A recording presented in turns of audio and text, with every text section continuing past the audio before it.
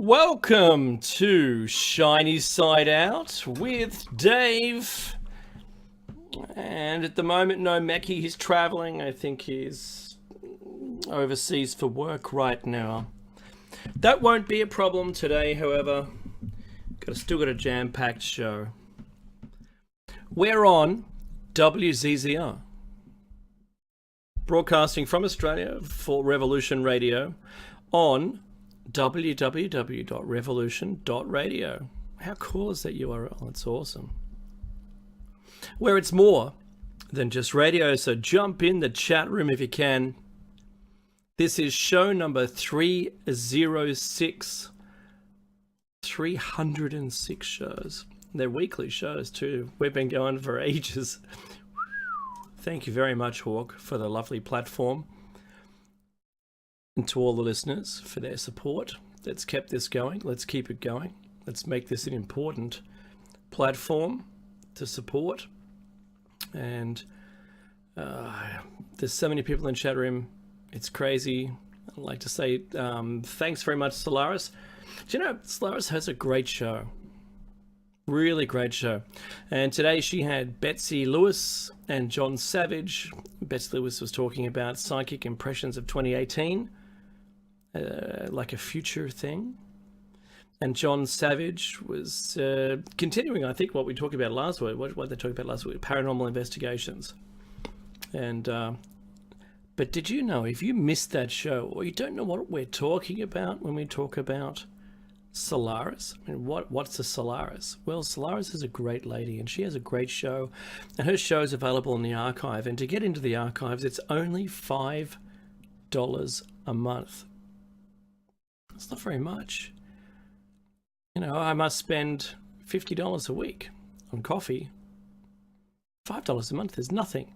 In fact, I think it's like $30 a pack of cigarettes. I don't smoke anymore.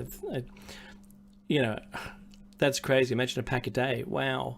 How easy is it then to simply pop in your details, PayPal, whatever you want, and you can get access to the archives. Now, getting access to the archives doesn't mean you only get one of the host shows. You get all of the hosts shows. They're all there.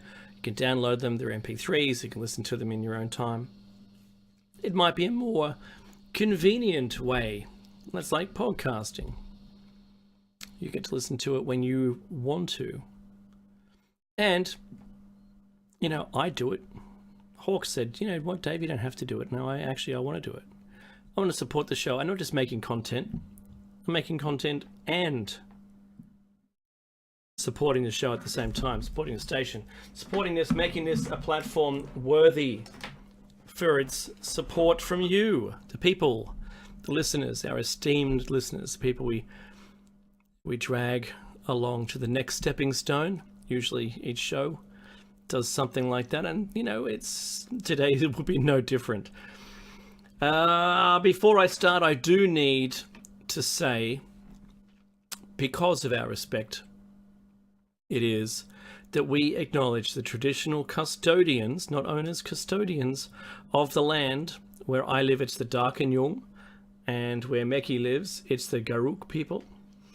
And we pay our respects to the elders, past, present, and future. And I must remind you, wherever you live, that beneath our houses, the concrete, the roads and buildings are lands which have had stories passed down for 250,000 years. Sorry, 250,000 generations. I think more. But those stories, so in Australia, it's like 80,000 years of continual habitation from the Aboriginal people. And those stories, a lot of the dream time, a lot of the lessons they've learnt were all stories that were passed down. And they were localized stories too, as well as like, without saying it, like a federalized original story and then local stories to perpetuate after that. And I think it's so important for us to think about the world like this. I've seen this week some awful, truly truly mind-bogglingly awful videos from around the planet. Some of those, well, granted they were from the last quarter of 2017.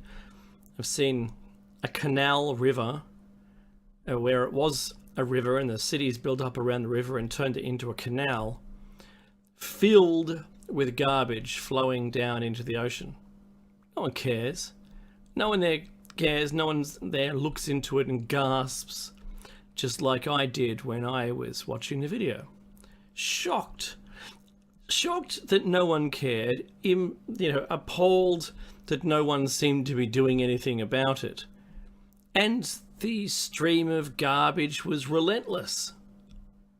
Now, this isn't a stream of garbage that's designed to float down the stream and then it's at the end of it, there's like a processing plant that extracts it all and turns it into a renewable energy and then does whatever it needs to do. No. This is, plastic and styrofoam and bits of cardboard and rubbish and you name it, it was in there. I'm positive from the look of it that it would include refuse. You wouldn't want to take a cup of it and drink it. It was so over poisoned, the water. There'd certainly be no fish life or anything in it. And don't forget, this stuff is just going out to sea. Think about that where you live and how that would affect you and how you would be appalled by it too. So that's why I was bringing it up. But I've seen many, many things like this. Every week there's someone, pictured on Facebook from whatever year it was, with a large rifle and some downed African creature. Like, that's cool. Yeah, well, it would be cool if you were eating it. If you ate it, if you shot it to kill it, to supply food to your needing family, your needy community, if you build a community or you had a tribe, after the S hits the F and we're all, involuntarily taken back to what you would probably consider now simply farming or the Stone Age, depending on your disappointment with the lack of electricity and technology that would just sit there and become useless. You probably use an iPad as just a mirror, a reflective device or something. I don't know. So that's what I really want to focus on, that part of it today. Just talking about some news, get some news out of the way. The US government shutdown, well, that's big in the news, but is it a big thing? Maybe not. It's the second time in as many governments, though, isn't it, in the US? And what was it? To raise the debt ceiling. Yeah, okay. Even more debt. Okay, so imagine if I told my bank, you know what, I'm going to stop working so we can raise my credit card limit. Let's do that. Yeah, more debt. Yeah, let's get some more debt to pay off the other debt we've got. So can I have some more debt? Oh, yeah, we'll give you some more debt, says the bank.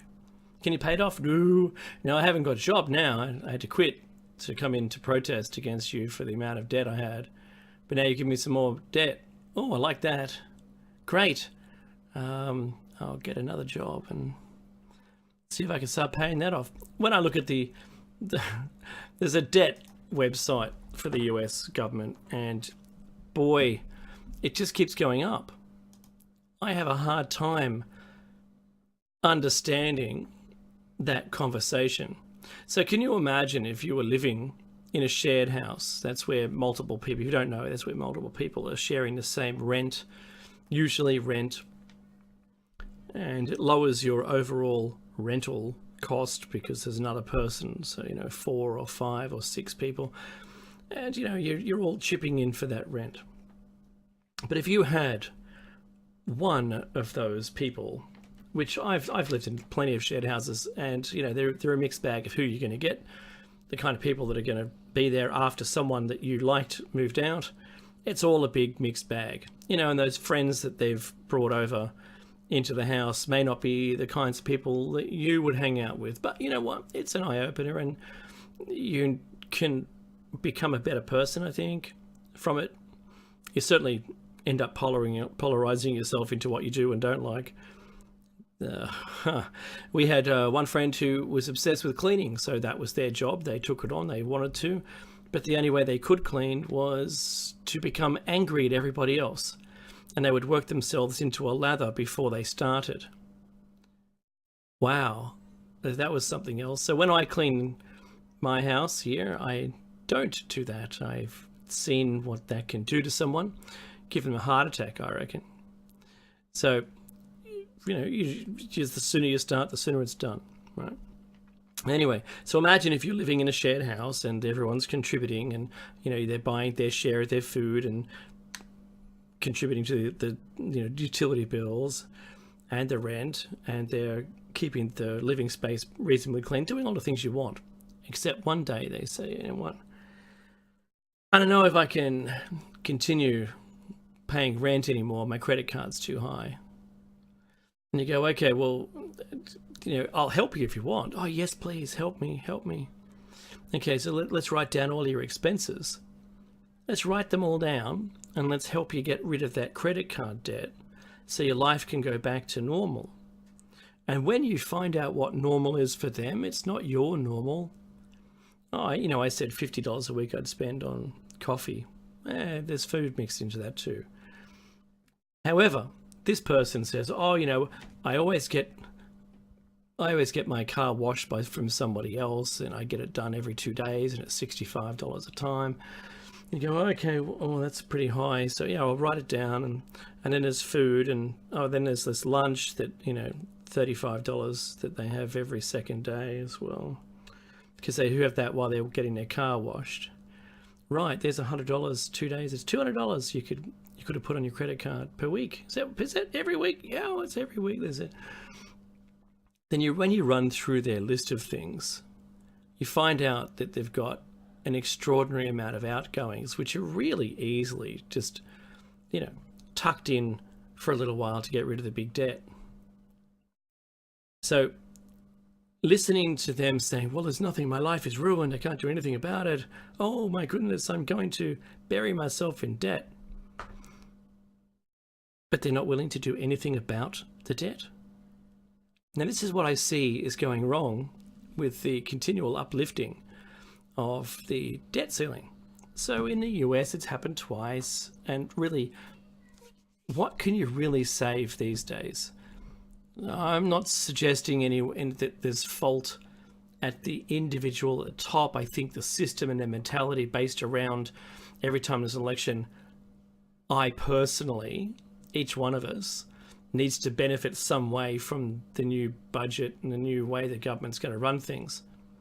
I think if there was really a crisis, which there is a crisis, but they don't want to admit it, and that is the economy is so terrible right now that their incoming taxes are so low compared to the heyday of their projections, when they're going to be having money fights as soon as the doors close in Congress. They're gone, and their income streams are winding up, and they've basically caught all of the white collar people and downskilled and made them part-time, and people have more than one part-time job. This is universal. This isn't just in the US, this is in Australia too. They say that to watch the interest rates go up, but who's the interest rates really for? It's not for you. It's not for the end user. It's for the people who have tons and tons of money. That's what that's for. It makes the economy look great. Oh, we just raise the interest rates. Yeah, but then the debt becomes impossible to pay back because it was borrowed at zero. So now you've got an ever-increasing amount of debt that you can never get rid of. And at some point, just like in the past, at some point, that was wiped. And how did that happen? Well, bankruptcies are pretty good. Wars are another good way of doing it. That tends to make all of those debt problems go away.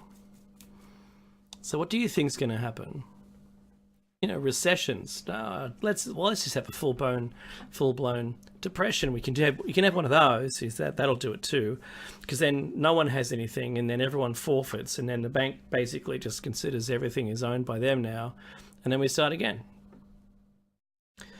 This is the thing. Every time I hear US government shutdown and I look at the bill and I go, the bill is It's going out of control. So if it can't ever be paid back, there's only a couple of options. And if everyone wants the interest rates to get better, that's going to ruin the ability to pay it back. The government should have been paying back in the last 8 years. But it never did. It only got worse. And everyone wants something of the government, so everyone's to blame. Everyone wants something of the government, so, I want my taxes to get lower. All right, okay, so my taxes are lower now, and I'm not paying as much tax, which is the government income stream. Where's the government going to get the money from? Here it's completely dried up. The government's been increasing our debt ceiling. We're almost at $1 trillion. I think, 2 billion. I forget where we're at now. So we're almost, I think it was 800. No, it wasn't 800 billion. I think it was reaching up to $1 billion or something like that was this debt ceiling, the operational debt ceiling. But we have more debt than that. And that's like the US has more debt than $1 trillion. Like, it's crazy the amount of zeros. This is what I'm saying. So, US government shutdown. Well, if it shut down for a day, and it didn't have any harm, it could shut down a little more often, but then people aren't earning wages and the taxes aren't coming from their wages, and all they're doing is suffocating themselves as a result. Think about how much money was spent or wasn't spent on that day, and how much tax wasn't paid for that day. Wow, right? There's a hospital somewhere. There's the refresh of some bridge that's now rusted. Think about it. Think how much the military has cost the government to continue doing what it's doing. It's super expensive to run a military, and it's even more expensive to have it out doing stuff. And unless you're printing your own money with your own machine, printing money just to pay them, so it became cost-free, effectively. It would only cost $1 million to print 1 billion. It wouldn't cost very much at all. So I'm in favour of that. As long as you're not spending the money elsewhere, then it can't affect your dollar. And obviously, people have been printing to get out of debt for a long time in government and keeping it behind closed doors. Those discussions, I remember there was one lady in Australia that was talking about we should print ourselves out of debt. And I was slammed by, the banking organisation. Oh, what do you mean you're not going to borrow it? Oh, see, you've got to borrow money to get out of debt. But isn't that just still debt? No, you see, it's a different kind of debt. That discussion goes around in circles. But anyway, something really good that came from the news this week was that helium balloons in Queensland, which is a state of Australia, in Queensland are now banned from being released into the air intentionally. And I don't mean that if you're at a circus and you buy your child, a helium balloon, and they accidentally let go, that there's some, satellite in space, it's going to see it, and, zap your kid with, I don't know, a laser or something, or police are going to come rushing and tackle them, cuff them, possibly shoot them and put them into jail for the rest of their lives. No, it's just there's a ban. You're not supposed to do it anymore. That's a really good idea. And why? Because the sea life can't cope. The sea life see it as a jellyfish, the burst balloons. They resemble them because they've got all, tangled tail-like kinds of things. So, started by and tracked by the the Tangaroa Blue Foundation. It ended up going much further to a statewide ban, which is pretty good. And the Queensland government should be commended for doing such a small thing. But if we were all doing it, wouldn't it be a better place? I mean, there's millions of tons of plastic just floating around the ocean. Someone should be, paid to go and clean it up.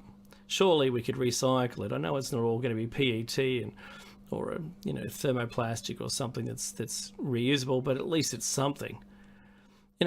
maybe this is where the other generations had gone wrong of tech on the planet, where there was something that they'd done hideously wrong and wiped themselves out. Could you imagine if the whole ocean was covered in this plastic?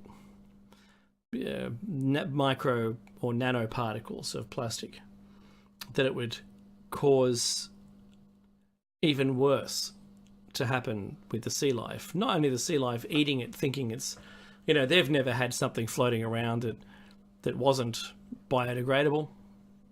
Now they do. And now they're eating it thinking it's, biomatter, and it's not.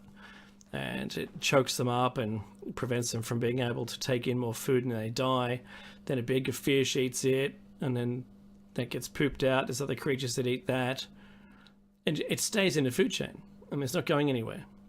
Eventually, I suspect at some point, it's going to just all sink to the bottom. It will ruin the ocean conveyor, and northern hemisphere will freeze like, a popsicle, and the ocean levels will recede again. I mean, I'd like to see that. I'm not trying. You know what? Everyone complains and says, Dave, you know what? You're a downer. Listen to the way you're talking. I don't talk about this very often.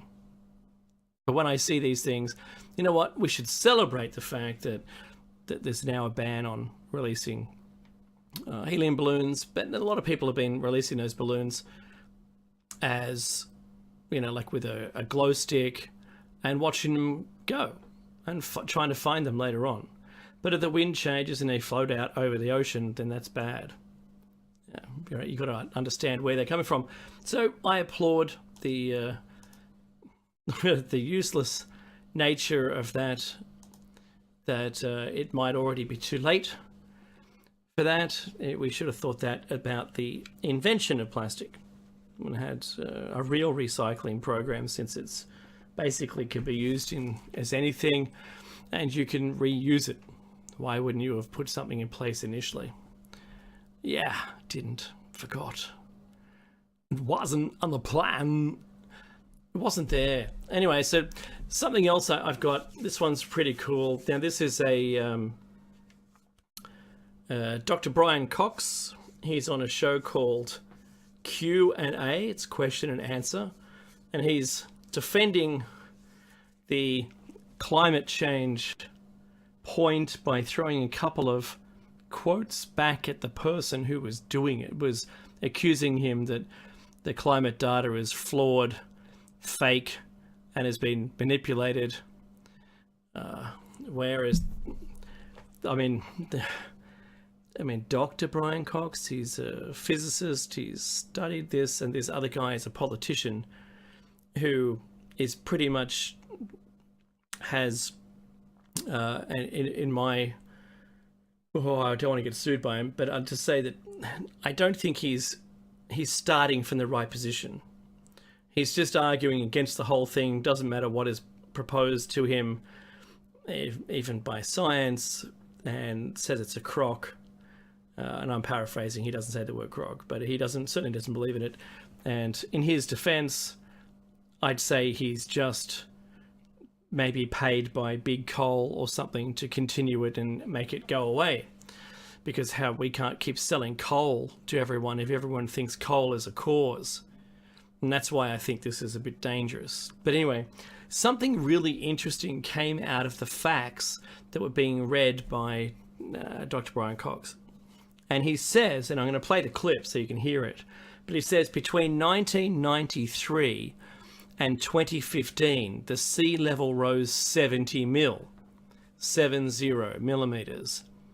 That's 7 centimeters, which is 4 inches or something like that.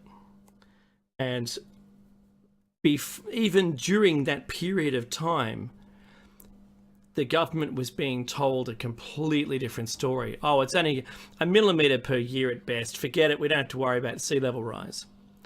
However, sea level rise is such a problem that our local councils, where I live, have an order on anything that's below 2 meters above sea level. So between 0 and 2 meters above sea level, you have to have an indemnity sign that the council's not responsible for any damage that may occur to your property, and that they've banned development in there unless you sign it away.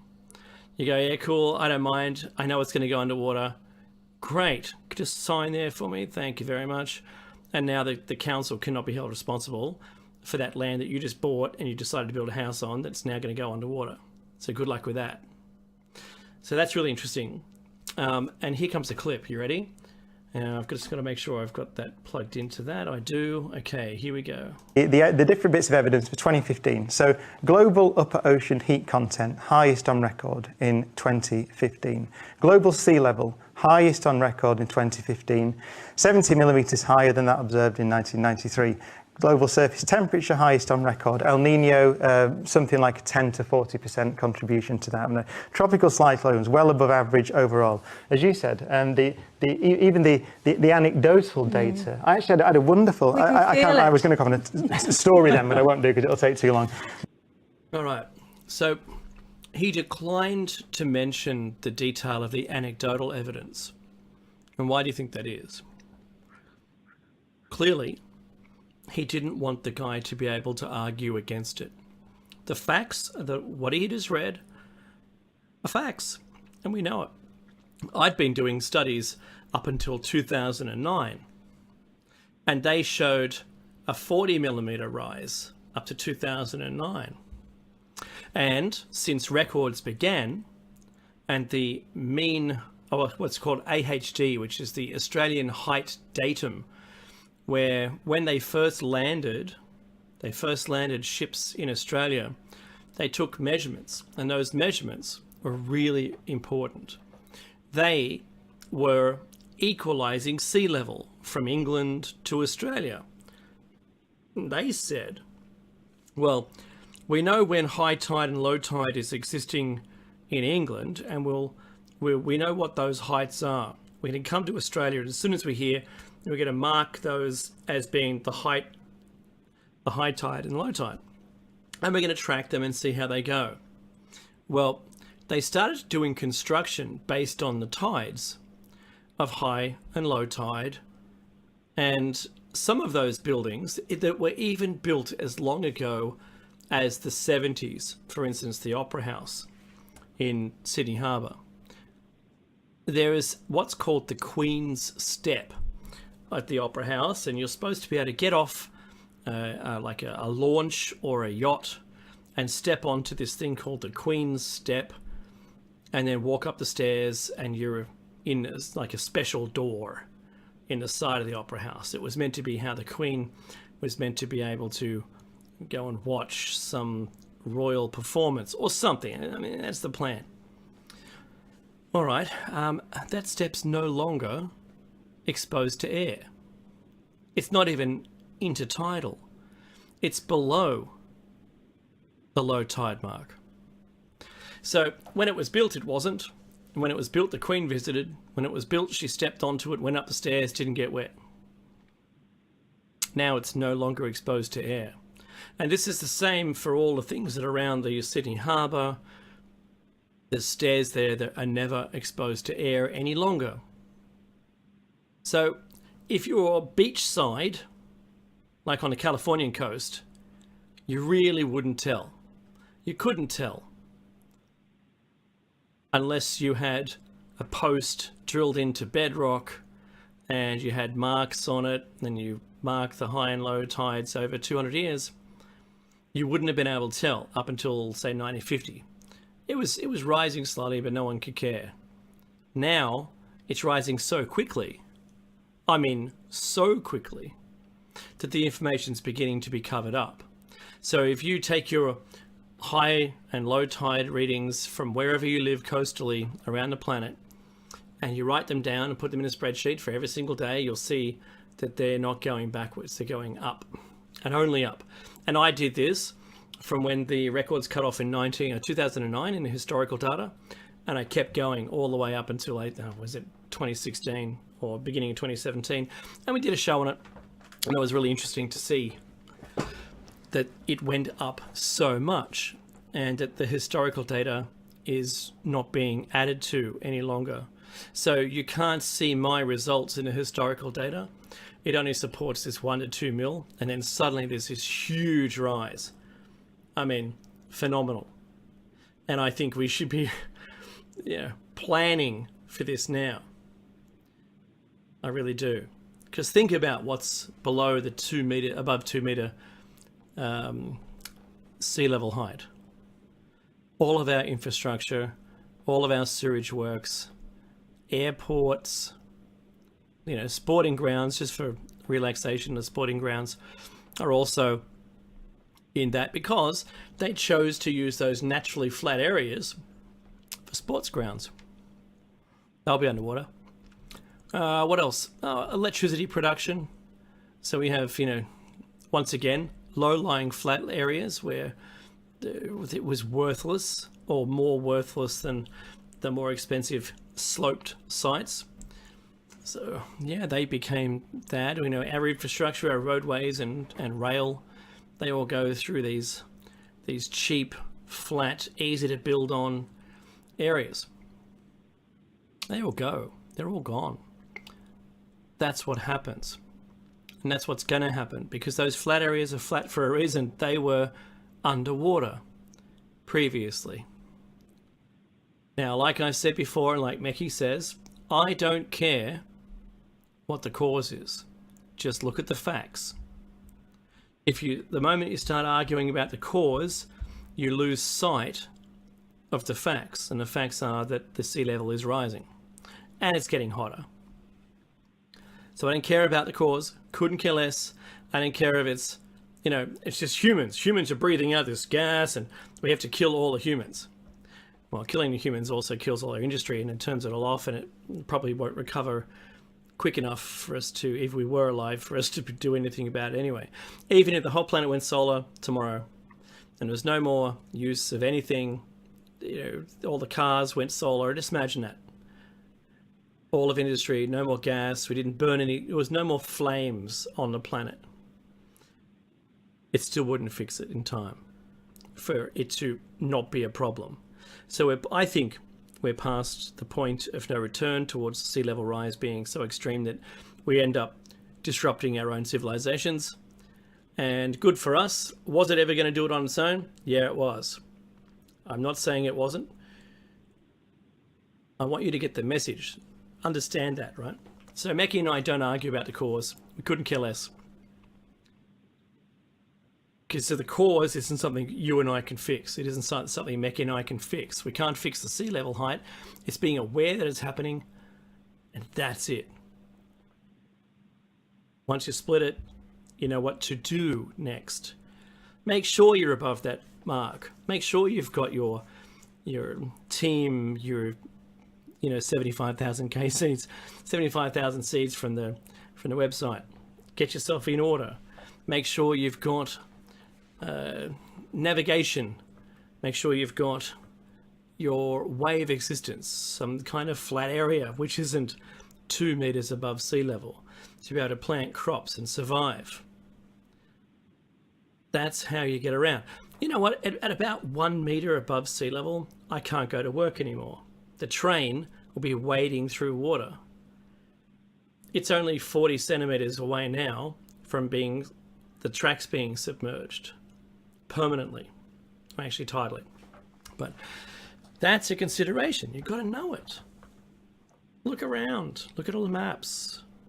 If you find a map, you can raise the sea level to 2 meters. Be surprised at how much is immediately inundated.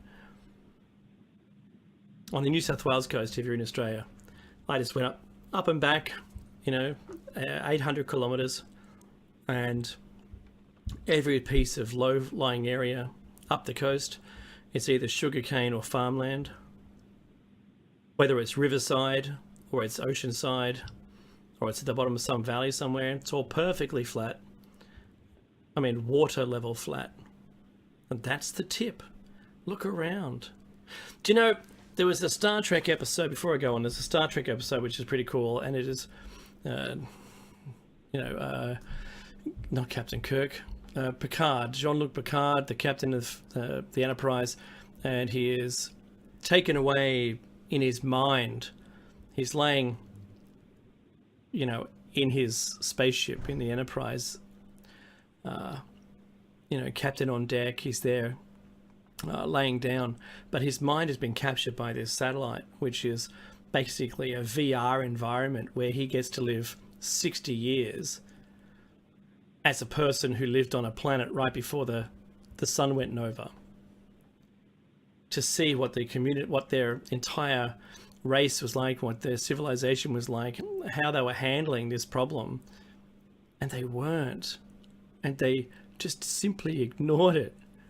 And then the sun blows and he awakens. And their last thing that they did was to record this program and put it into a satellite and shoot it out into space so they would be remembered. That's all the tech they had. You'd hope that we could do something similar. Do you know, the ferns from when it was 47.3 degrees or some ridiculous thing, it was 47 degree air.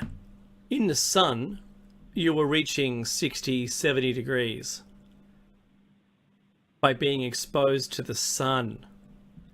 That's how hot your skin got. To skin damage, right? And not just simply, deep burning from the sun.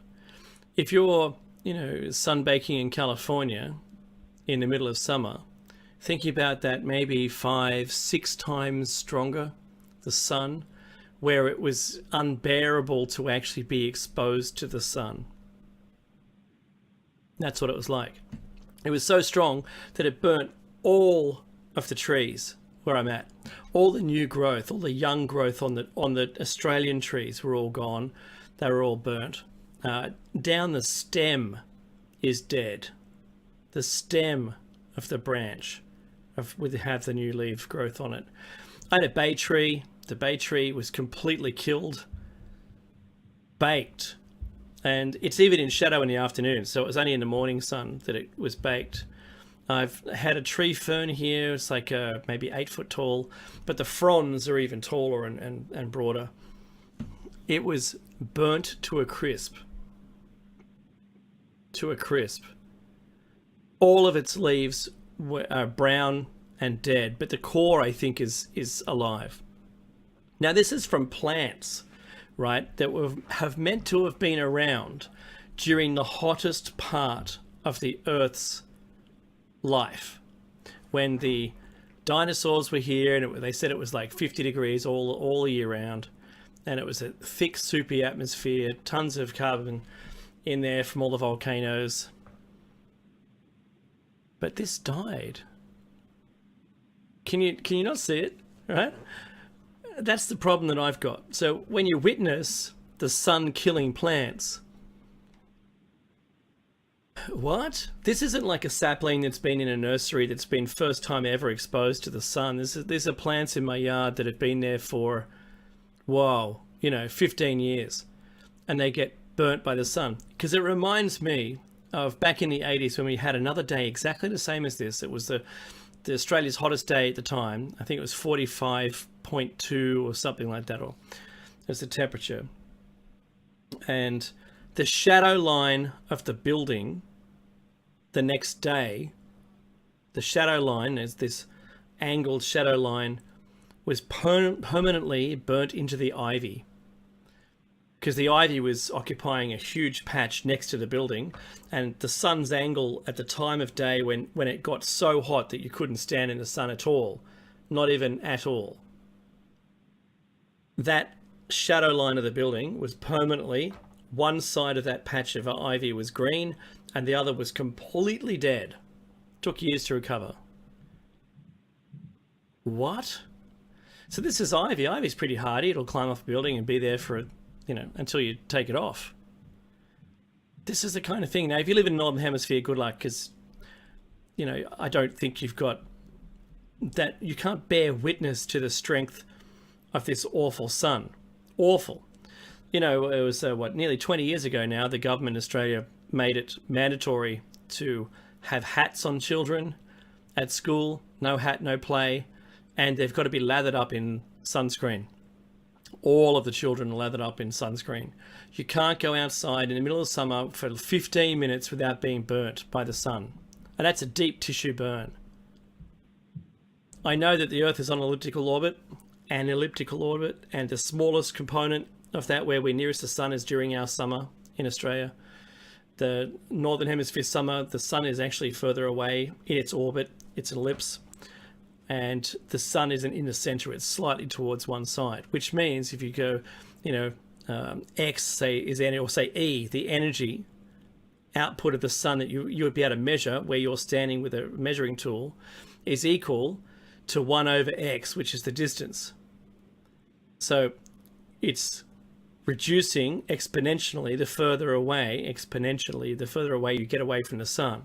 So by being closer, we're exponentially closer in energy output. I don't think anything, from what I understand, I don't think anything at all has occurred in the Earth's orbit to make us closer. I don't think that's the case. I do know something's going on, and I'm making it my life's mission to find out. And I keep giving that example. How can anything ever get hotter in a fish tank with a 60-watt bulb over it? Unless you make the bulb closer, or you take away the glass that covers the fish tank. So the rays of the light bulb are hitting the ground, the sandy base in your fish tank, and there's no water in it. So the atmospheric layer you've put in there, you should be able to measure a difference with the energy hitting the ground of the sand at the bottom of that fish tank. If you thin out the atmosphere, or that glass plate on top, instead of 10 mil, you make it 5 mil. This is the serious nature of this, right? We're to live on this damned rock. We should do the right thing. Anyway, talking about doing the right thing or not doing the right thing. China. Boy, when does this ever stop? Just when you think it's going to be great, we're going to have a Winter Olympics and then everything's going to be good. Then I hear like there's another blood moon coming.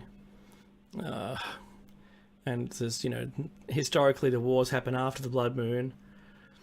We'll just keep reading this story. And Beijing said on Saturday that it had dispatched a warship to drive away a US missile destroyer which had violated its sovereignty by sailing close to a shoal in the disputed South China Sea.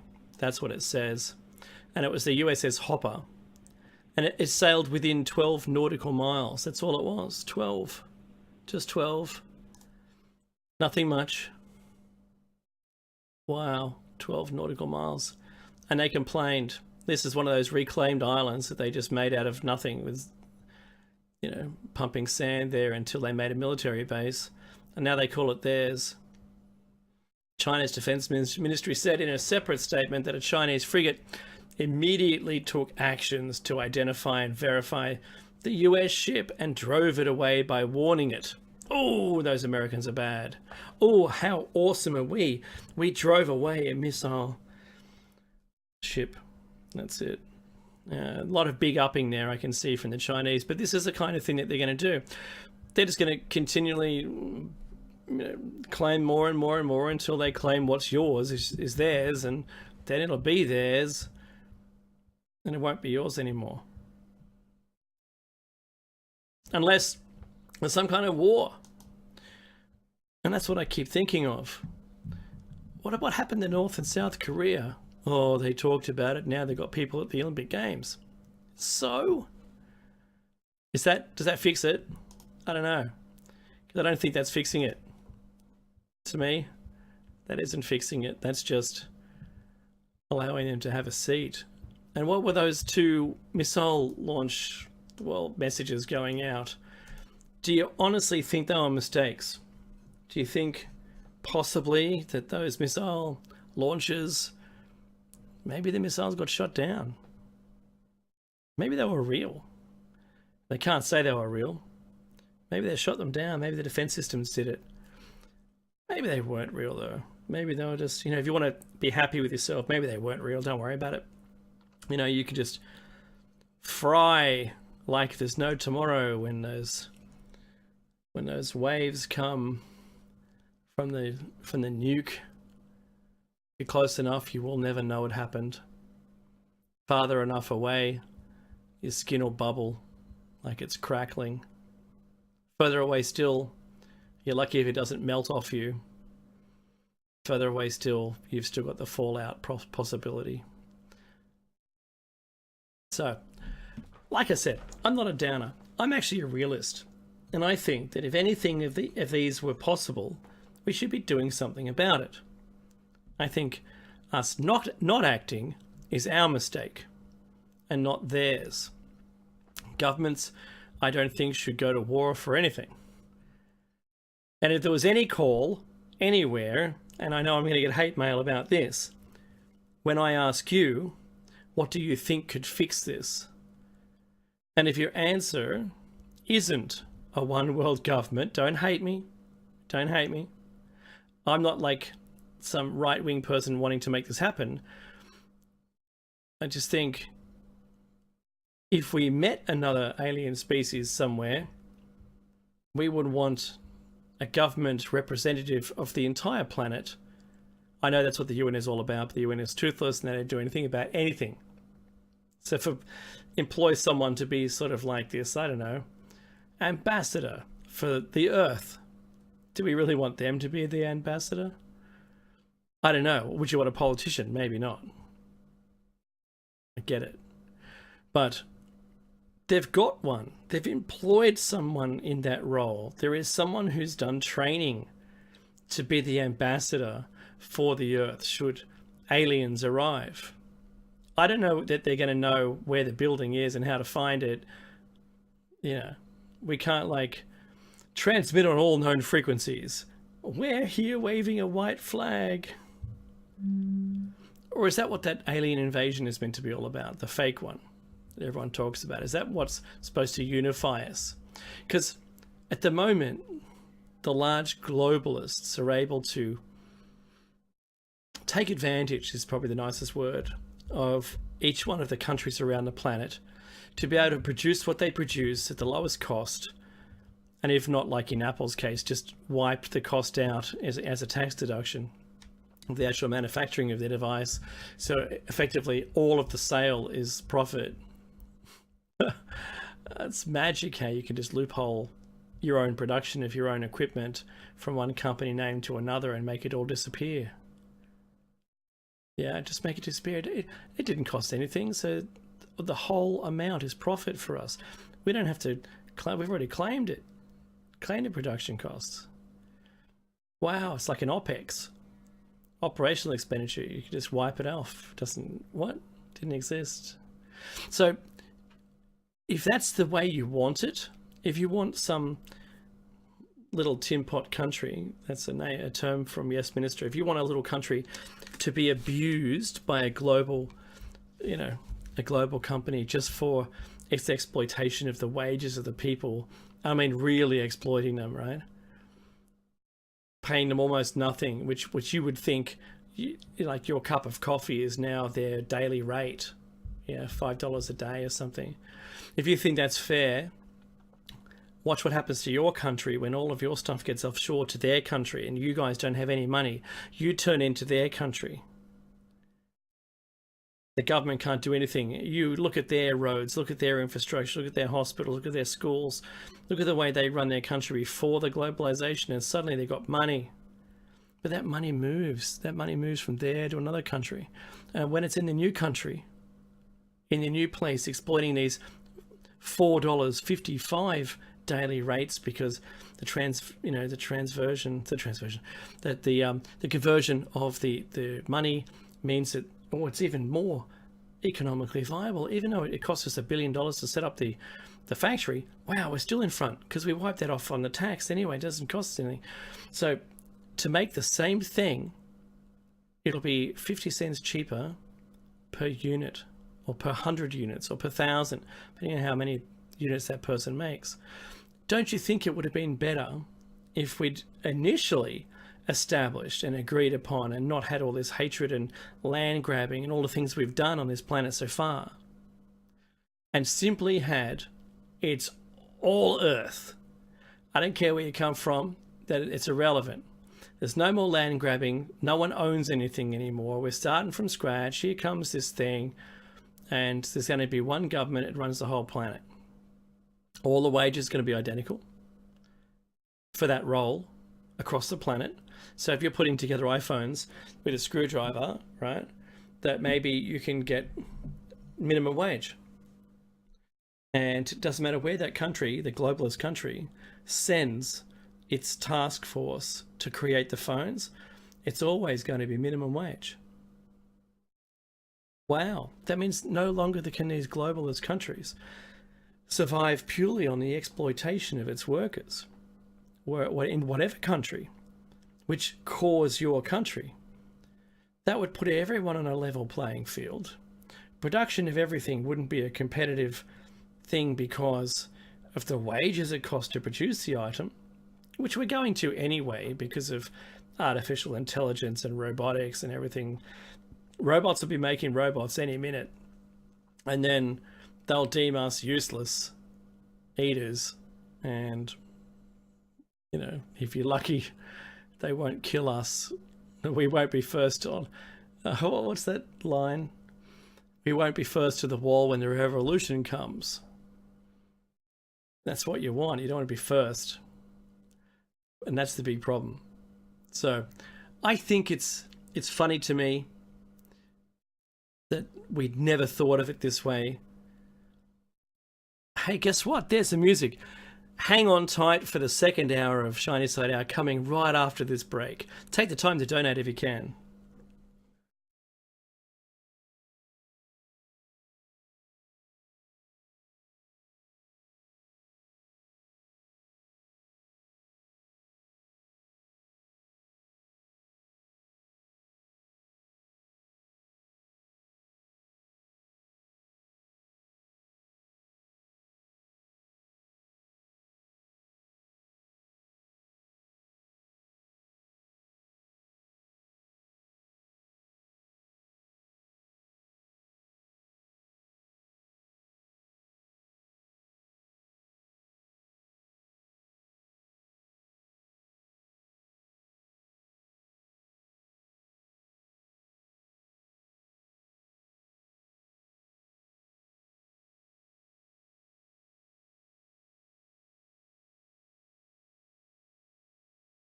Welcome back to Shiny Side Out with David Mecki. This is show number 306.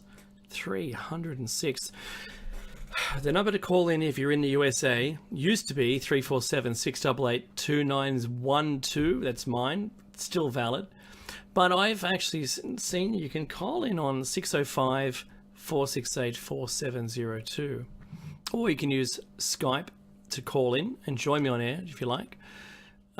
You can add Freedom Screen. It's one word, Freedom Screen, and that'll route you to my Skype and we can be part of the show.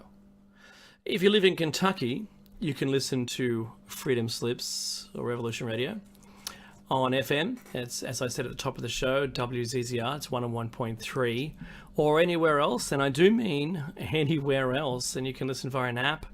So just look for Revolution Radio Studio A. Studio A. You can do that through tunein.com, Web Radio Central, Freedom Slips. The station itself has its own mobile app, and there's also TalkStream Live, there's Streamfinder, Radio Tuner, Radio Waves, blah blah blah. It keeps going. These are just what I found when I googled it.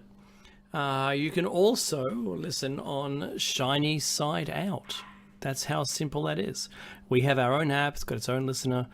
And that's all you should need. Otherwise, go to revolution.radio, and there's a chat room, which we'd prefer you do anyway. There's a chat room.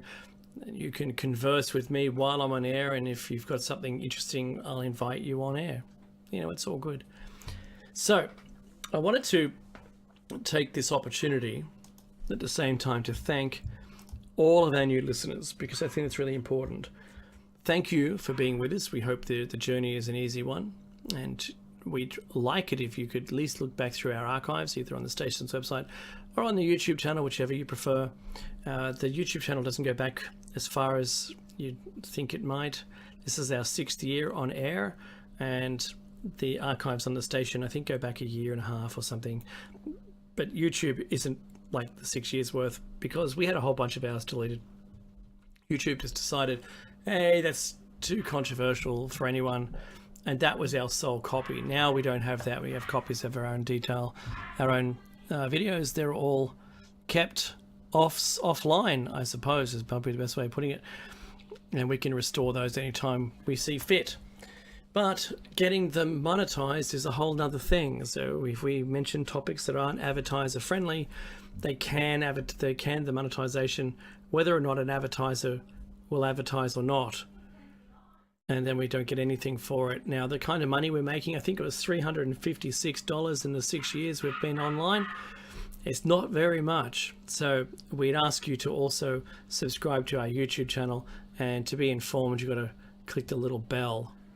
Try and do that. That way you get the email, even if it's controversial. You'll see it come before the video has been deemed not playable or not fit for advertising audience. Anyway, we're halfway through show number 306, and what else was there? Yes, I've got it. I want everyone to understand that every time there seems NASA is giving us some more and more detail, and it seems like it's speeding up. I hope it's not just me. NASA keeps saying, oh, look, we've released all of our documents. There you go. Yeah, welcome to my dog being alive. Yeah, lovely dog. So they keep releasing more and more information, and we saw that video from the F-18 cockpit. Looked a bit weird to me, to be honest. I don't understand how the plane can continually be spiraling left on a bank turn and have this object perfectly in the middle. It seemed to move, and I don't quite understand how that worked. I don't know what really I'm looking at, but they tell us it's a UFO. They didn't know what it was that was in frame.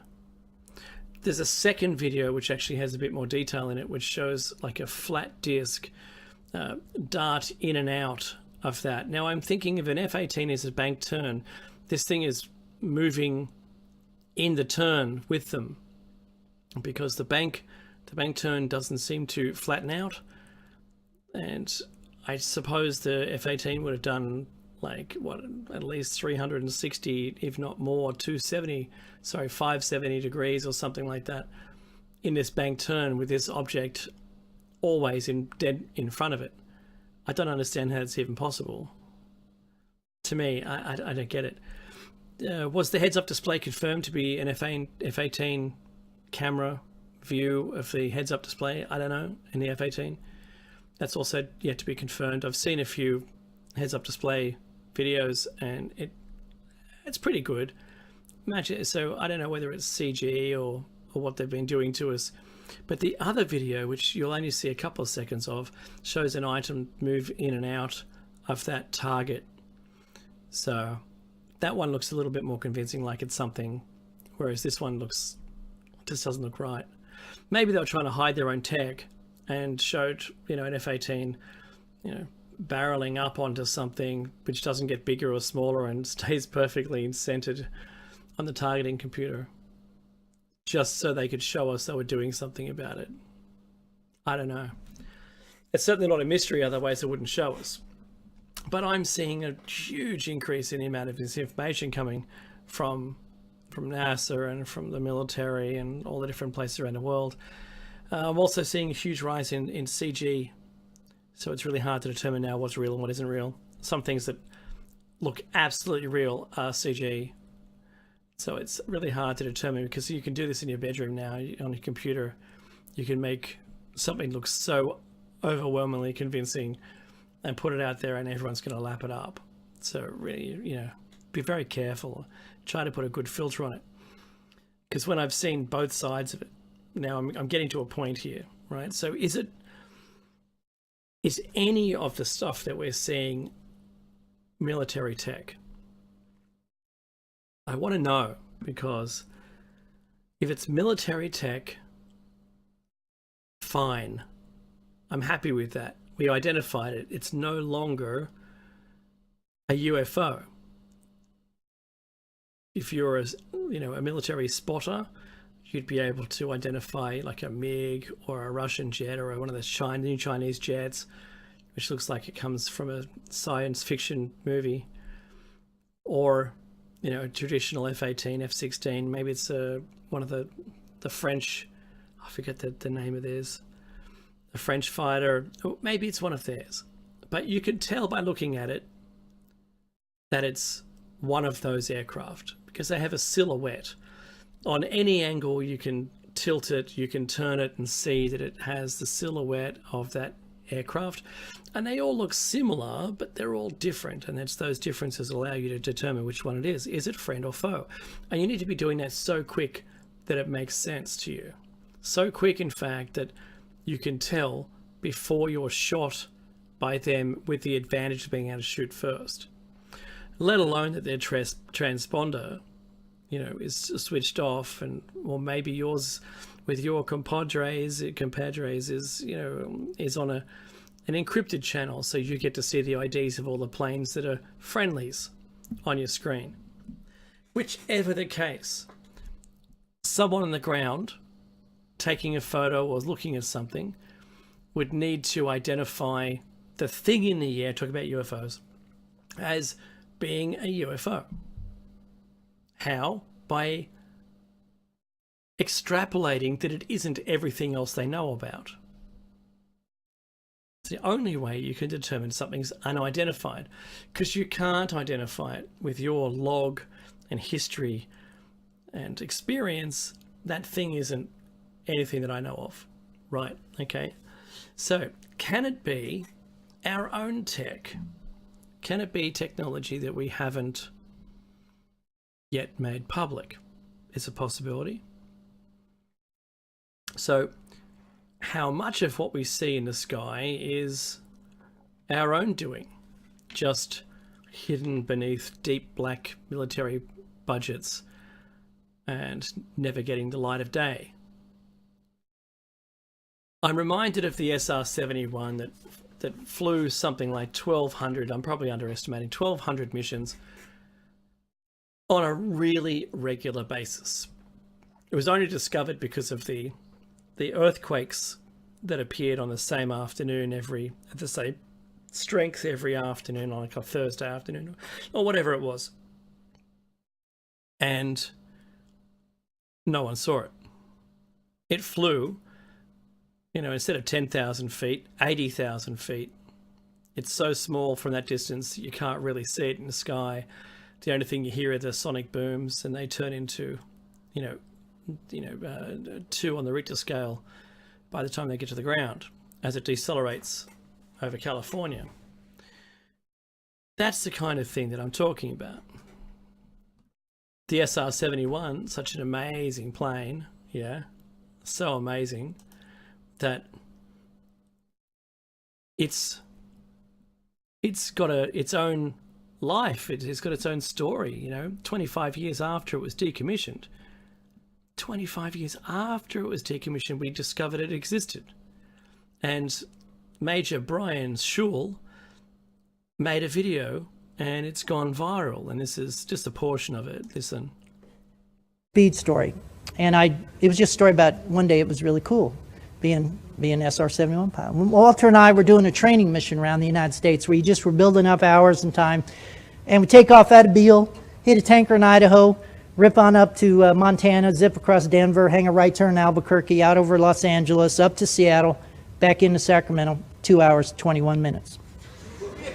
And you just do that then you do it backwards, and you hit a tanker or two. It was just to gain crew coordination, build your hours. We're on our last training mission. We're over Tucson. I can see downtown LA from Tucson. We're at 89,000 feet. I can see the whole western United States bathed in a warm October fall glow. I can see the chain of Rocky Mountains from Canada to New Mexico. I could just see the most beautiful picture laid at my feet, and the air as smooth as glass. Not a gauge moving in the cockpit. It was perfect. Now I'm thinking, we bad. And I feel sorry for Walter because he has to monitor 5 radios in the back seat, so I flipped the switch up just to listen. And LA Center is they control all, when you fly Southwest Air, the guys controlling everybody. But we're above controlled airspace. So they have us on their scope, but they're not talking to us. Now there's controllers all over the country. Jacksonville Center, Chicago Center, Seattle Center, It's the same guy. They all talk the same. And it's really cool the way they talk because they make you feel important as a pilot. They don't just say, yeah, okay, here's your thing. They make you feel really cool. So sure enough, this was pre-GPS days. Some Cessna guy has to know his ground speed. LA Center, Cessna, November Tango Alpha. You got a ground speed readout for us? Now, Center would like to say, who cares? Get off free. But no, he'll talk to him like he's John Glenn. Cessna November Alpha, we show you 90 knots, 90 knots on the ground. And they do that sing-song voice. That's how they talk. And it makes you feel kind of cool. Right after that, a twin Bonanza came up to pimp the guy for speed, I guess. And LA Center, Twin Beach, whatever. You got a ground speed readout for us? And Center likes it. God, it's Friday. Why me? God, please, just get off free. But he's going to talk to him like he's Air Force One. Twin Beach, we show you 121, 20 knots on the ground. And right after that, a Navy F-18 out of Lemoore popped up on frequency. And you knew it was a Navy guy because he talked really slick on the radio. Center Dusty 5-2 speed check. And I'm thinking, wait a minute. Dusty 5-2 has a ground speed indicator and that $1 million F-18 cockpit. It's right there in the heads-up display. Why is he calling Center to broadcast his speed? I get it. We are just the meanest, baddest, fastest military jet in the valley today.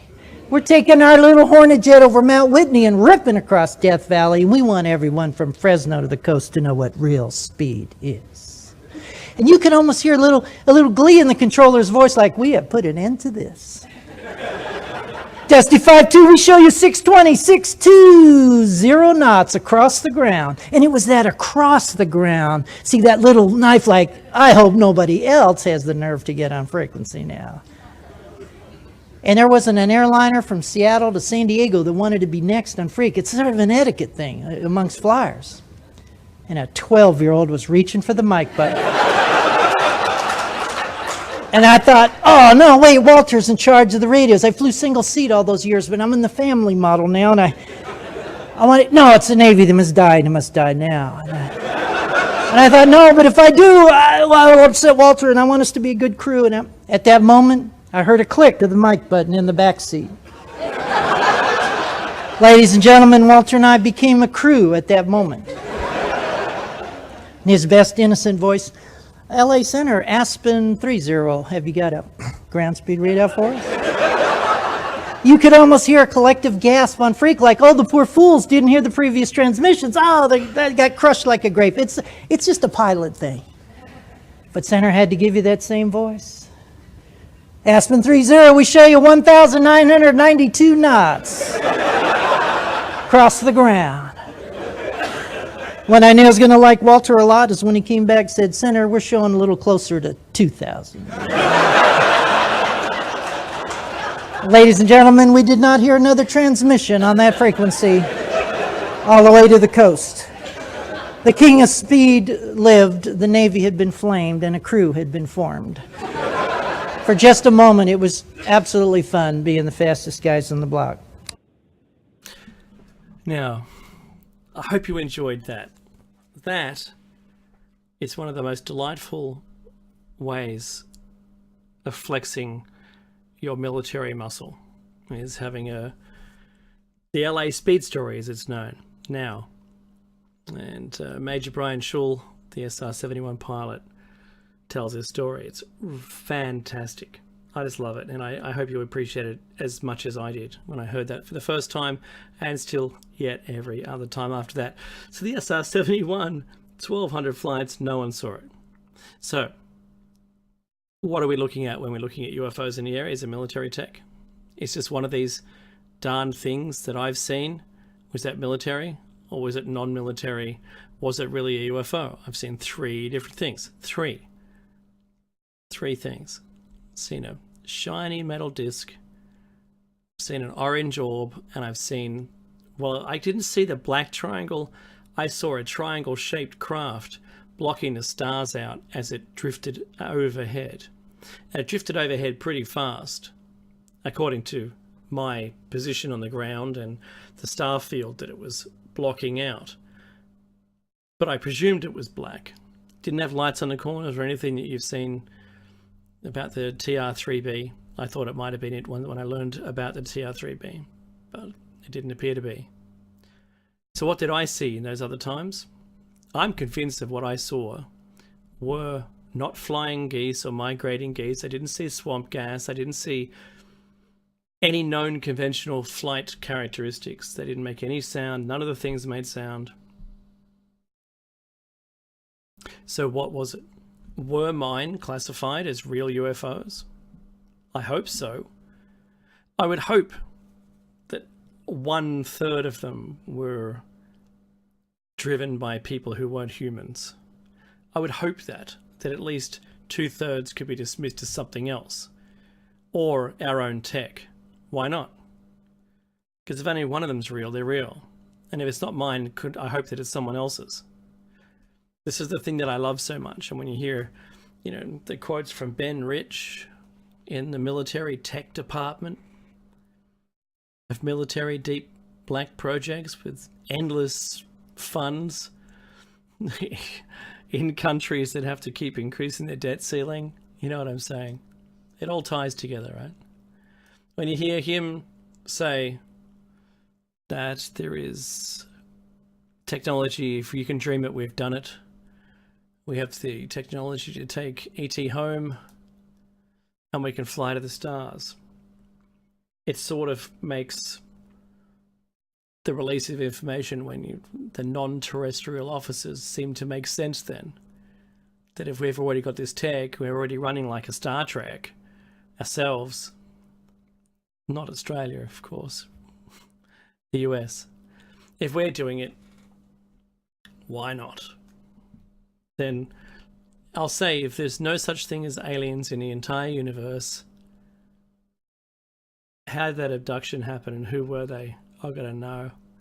I'm going to drive around to their house and explain to them that I wasn't very happy about the first lot. This is what I'm saying, right? And so I want to exhibit to you for the last 40 minutes, and I'm happy to have callers come in. You call in if you want.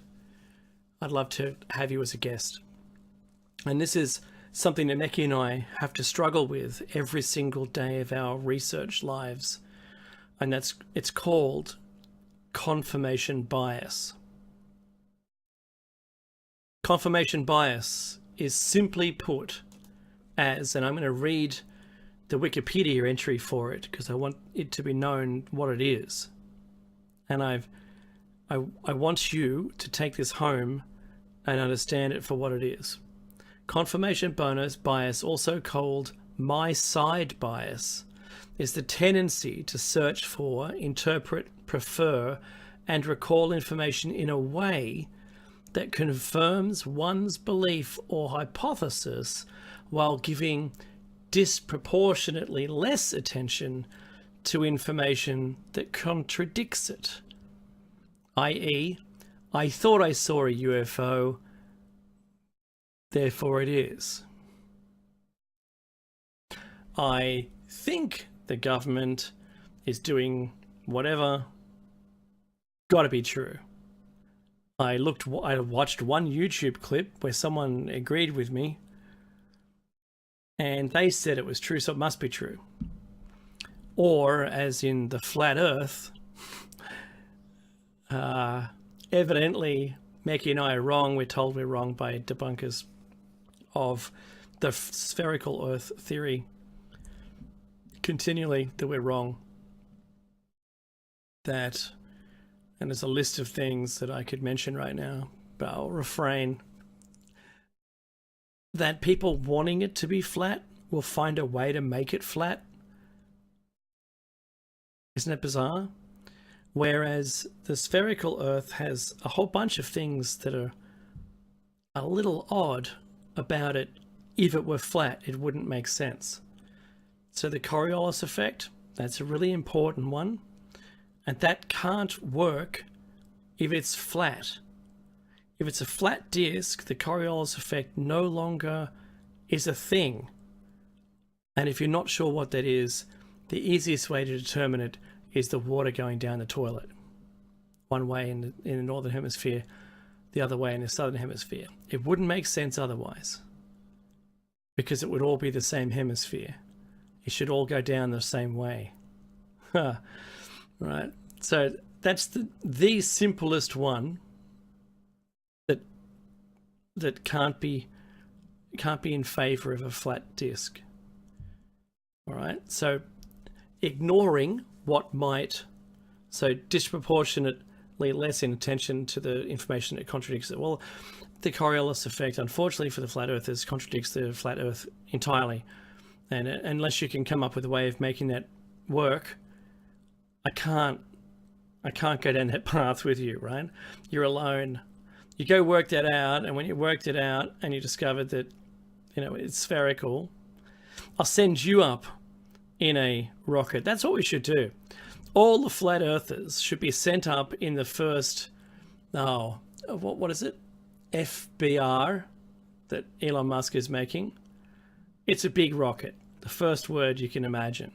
So in the big rocket, in the FBR, we should send up all the flat earthers so they can see the sphere. And then they'd be done with it. What happens next is really up to Elon Musk. I don't mind what happens to the FBR, but for humanity's sake, maybe they could land and rewrite their way of thinking. They've witnessed something that is outside of, it's the contradiction that prevents them from seeing it otherwise. So, confirmation bias. When Mackie and I do all of our research, we have a really hard time with it. It's a struggle to stay on the straight and narrow. Certainly when you're coming up to the point where you're about to make your hypothesis. And it's difficult to stay on target and not easily fall into, I can ignore that piece of evidence. Don't worry, I've got so much other evidence. You can't. You've got to really stay on track, and that's so difficult. And I heard the word this week, confirmation bias, and it's not something that Mackie and I were aware that we had been doing or hadn't been doing. But certainly when the point came up, it's like, yeah, oh wow, yeah, that's a thing. We've been doing that the whole time. So when we say we put our tinfoil hats on, things are going to get a little crazy. It's when we're talking about a topic that may be a little off topic for some people, it may be a little hard for them to fathom. It's something that's,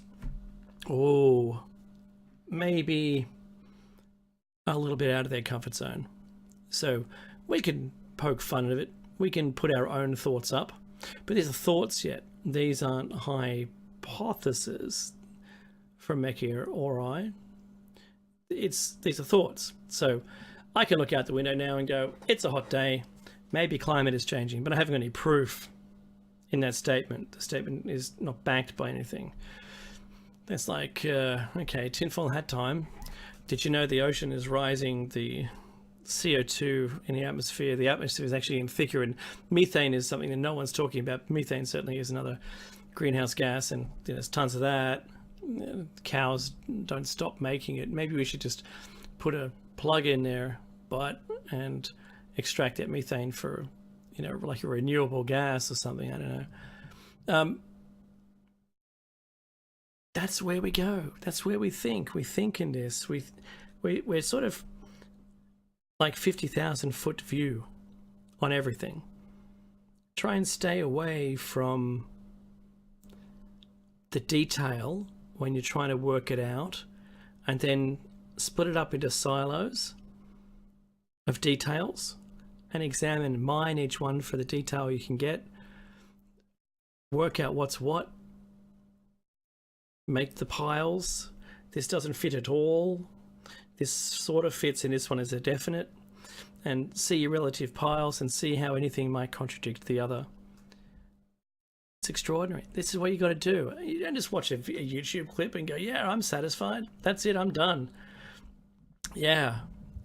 So we must have landed on Venus with humans. We have a town there. I'm making this bit up, by the way, because I watched a YouTube clip where someone said it was possible. No. You really need to do further research, do timelines. You need to know what's going on, who was involved, where was the money. If you can find all that kind of thing out, then you're going to get closer to knowing the truth. A lot of people come up to Mickey and I, and we're always asked for JFK, the moon, you know. Now it's Michelle Obama. That's another big one because they hit the mainstream. We're always asked about it. Oh, when's the end of the world? You know. I've got a loyalty card for the end of the world. The amount of times we heard that it was going to come and it just never did. You know, it's like that free coffee after 10 coffees that you might get at a coffee shop. That's really funny, loyalty card. End of the world. Think about that. What might happen next? I don't know. I'm sort of sniffing out that there might be some kind of conflict just around the corner. I don't know who's involved. If it was in Korea, it'd be a proxy war. If it was, you know, if we upset the Chinese, either country of ours, we'd both be in on it. That wouldn't be too pleasant. Our countries would be overrun really pretty quickly because they just got so many people. It's like, you know, going too close to an ant's nest and they're overrunning you. Your ability to stomp them out as they come to you is limited by your reactions time and, you know, your ability to squash them on the ground. But at some point, there's going to be too many of them at one point around your foot, you know, where they're going to be able to climb on you while you're crushing the other ones and you'll be inundated. Well, I mean, the same goes for China. I suppose in a way you could describe it like that. That they certainly could just send endless, you know, streams of people from all different directions, and you'd be pretty quickly overrun. Your people would be taken down. I don't know how you'd be able to handle that if that's what happened. In Australia, I think everything kills you. I mean, the sun kills you. The freshwater crocodiles will kill you. Anything looks like food you can't eat because it'll kill you. You know, the insects will kill you. The arachnids will kill you. The snakes, all of the snakes will kill you. Or even the ones that aren't venomous, you'll die of heart attack because you'll think it's going to kill you. You can't even just swim to shore in any of the tropical waters because the stingers, and there's even things about 1 millimeter long, maybe 1/16 of an inch long, in the water. You can't see them at all, and they'll give you so much pain you'll feel like you're on fire from it. And yeah, they're pretty bad. So if you could make it to shore, you'd have to survive enough time to be able to congregate a force. So in Australia we have like a moat. It's almost a natural barrier. I've got some friends in the US, and I know that a lot of the majority of the audience is in the US, but one of my friends, and the shout goes out to you, by the way, on the Vegas Strip. I hope you're doing well. A friend of the show's is there tonight. The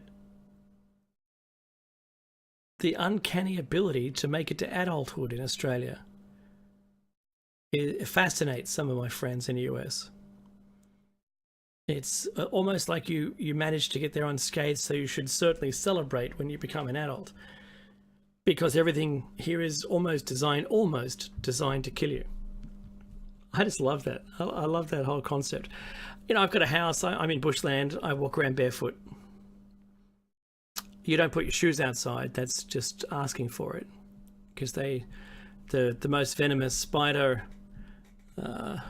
which granted hasn't had any deaths since 1995, where people could seek medical attention, but there was certainly a couple of deaths last year where people didn't think it was a spider bite and waited too long and became deceased as a result of inadequately attending to their own first aid needs. and being too young. So like a child playing with a toy, discovers there's a spider in it, doesn't yell out to mum and dad, it bites them, and they immediately start vomiting, profusely sweating out all of their pores. And the parents think they're ill for some reason. The spider's long gone, don't know it's a spider bite, and was unable to treat the young child in time. The young child wasn't capable at that time of saying, "Hey, mummy and daddy, it was a spider that bit me," because you rendered pretty much unconscious quickly, depending on your body size. So this is the thing that I think that amazes my friends most, that you actually make it to adulthood, and despite the apparent idiocy of our apathy or blasé towards dying at any possible second. Yeah, the tiny jellyfish, one of my friends in the chat room who's listening right now, it's called irukandji. Irukandji. It's an Aboriginal word, probably, and I'm sort of joking here with the tinfoil hat on, saying it means, it'll feel like you're on fire when you're bitten by it. But I'm sort of making a joke. I don't know the true meaning of irukandji, but I'm going to look it up right now. 1 second while I'm typing. I really need someone else to... here it is. Okay, so it's IRUKANDJI.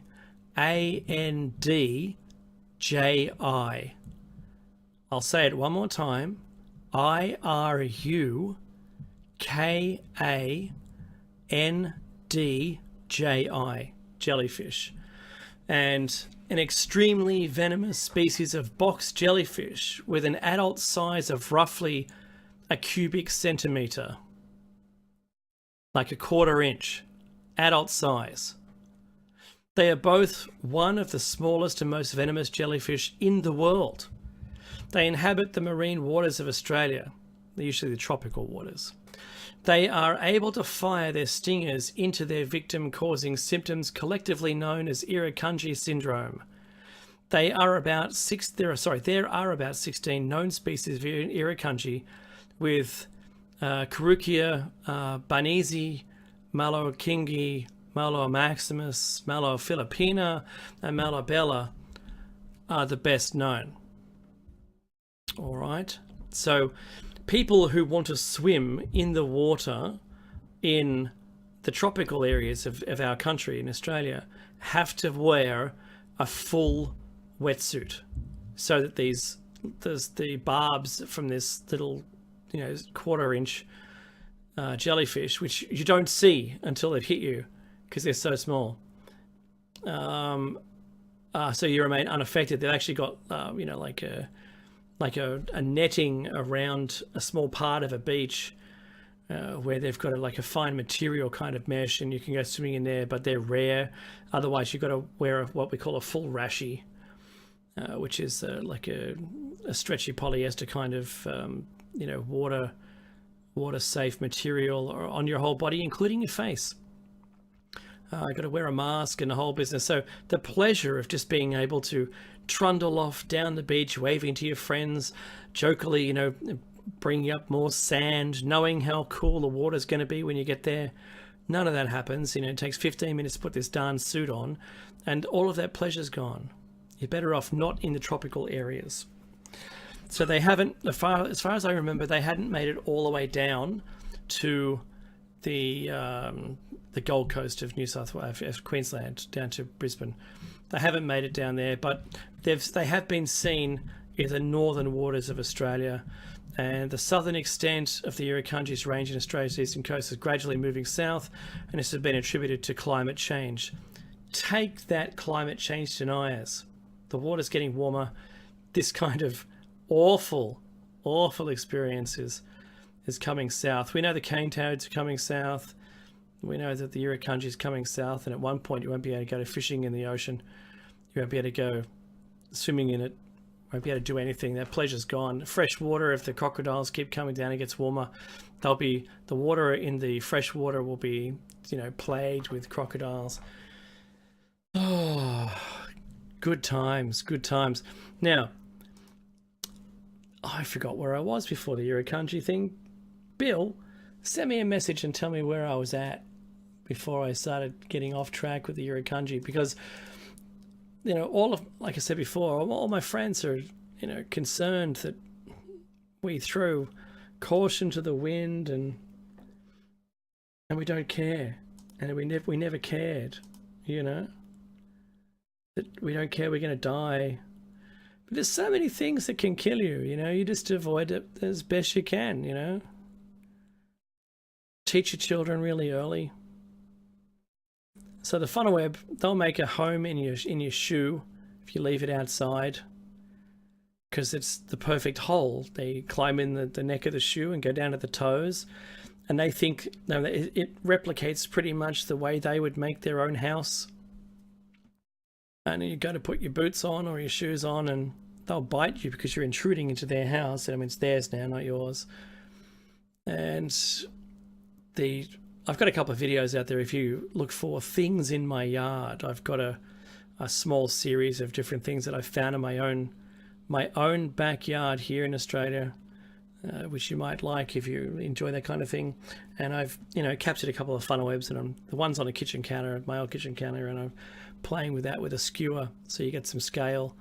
And the male spider is more venomous than the female, but the spider itself can plunge its two long fangs, which are about as big as a irukandji, about a centimeter, or, you know, a quarter of an inch long. These fangs can plunge through a grown adult male's toenail, like the big toenail. You know that, women, you know that, ladies, you know that the toenail that's, you just would never want to go near. It's super thick, hard to cut. Well, they can just push their fangs straight through that like butter, and that's a bad day. But at least there's an antivenom. And since, I think, what was it, 1990 something or other, no one's died as a result, except for that small child who didn't seek medical attention in time. But otherwise, you know, there's red belly black snakes, and when they bite you, that's pretty bad. You know about it. The venom's pretty bad. You'll have what feels like the worst hangover ever, which includes nausea and vomiting, for about 2 weeks. That's pretty bad, but you live. Yeah, it's not. It's big. In Australia, we only have two definitions, and I comically say this with my tinfoil hat on. We have two definitions of all the creatures. One is harmless. Most of the creatures fall into harmless. And then we have deadly. There's no intermediate thing in between. So all the creatures who are in the deadly zone, they'll kill you. They will kill you. They're going to kill you. And just try to avoid them at all cost. But everything in the harmless just means it isn't going to kill you. That's all that means. It doesn't mean that you can pick it up and pet it. Oh, like a beautiful butterfly. You know, oh, can I pick it up? No, can't do that. Can't pick that up. That'll kill you. But you said it's harmless. Well, it's harmless if you don't touch it. And it's harmless if it doesn't bite you, and it's harmless otherwise. But if it bites you, you'll know about it. But the brown snake, apparently, the brown snake's pretty bad. We've had one of those. I haven't caught it. I haven't filmed it because I don't want to go anywhere near one. And, you know, within the 30 seconds of being bitten, then you're trying to call the emergency services on your cell phone, you become unable to communicate and you collapse, and that's the end of you. That was the last thing. Was, you know, you're on hold waiting to be answered on the emergency service, and all you got through was dialing the number, then there's automated yes or no, and then which service do you want, and that's, you're incapable of speaking after that. So you really need someone else with you if you're going to be bitten by a brown snake to be able to at least get medical attention. You know, the apparent increase or uptick, you might want to call it, if you're looking at a graph of sharks. Sharks are pretty bad. They've been getting worse. I think we've eaten all their fish, and now they've got nothing else but to eat humans. And, you know, rightly so too. We're in their world, and, you know, great whites or any other kind of shark. It doesn't matter what kind of shark it is that's eating you. It's just still a shark that's eating you. You want to punch it in its nose in its where its face area, where all of its array of senses are, and that's your best escape, because they don't like that apparently. If you've got the time, you can hypnotize it by stroking that area there. That's extremely pleasurable for the shark, and they become docile. But you know, when it's opened its mouth like Jaws and just about to bite your torso into, I don't really think you've got the time to do that. You might be lucky if you didn't bleed out in, you know, about a minute. But look, I talk about this stuff, right? But we've grown up with it. We've grown up with it. We know what it is, and we just don't want to be complacent. So for us, I think because we live with such a high volatility of natural creatures that can kill you, you become a little maybe desensitized to it. I think that's what happens. So I might even sound flippant when I'm talking about it. I'm certainly not in real life. I'm super cautious, you know. I know that when a funnel web has its legs up, it can't jump. It's immobilized by putting 3 of its legs up, or even 4. It can't walk around. Its body walking function is inhibited by the fact that it's got 4 of its legs up. It relies on its other 4 to walk. It's not like 2. It's not going to get up on its 2 legs at the back and go, "Hey, sucker." You know, it can't do that.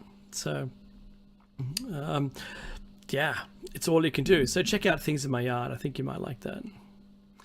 The other thing I suppose that's going on is I've got chickens. I've got 12 chickens. I like my chickens. They're lovely. Some old girls, some new ones. A whole range of them. Don't get me into what type of chicken. They're not ornamental. A lot of classic old breeds and some young Isas. And we rescued some Isa Browns from one of those battery hen places that get rid of them after 2 years. So we'll have them until they pass away. We give them a nice life, and they behave like they were inmates in a jail. They're so mean. They've got a scam going. They all talk to each other in a language we don't know. They've kept all the other chickens who are much bigger than them at bay, and they control the nest now. I never thought it would be like that. I thought they'd be shy, retiring things that couldn't handle competition, but no, they're the ones who are they're kingpins now in my chicken run. But I've just made a solar powered, light operated, motorized chicken door that opens and closes. There's a piece of aluminium checker plate that rides up and down a rail, and that's pretty cool. Recycled an old printer, parts from the printer, and yeah, it's working a treat. It saves me having to get up and lock them away, because when the English inhabited our country, they brought foxes with them. Well, the elite or the aristocracy brought foxes with them so they could go on fox hunts.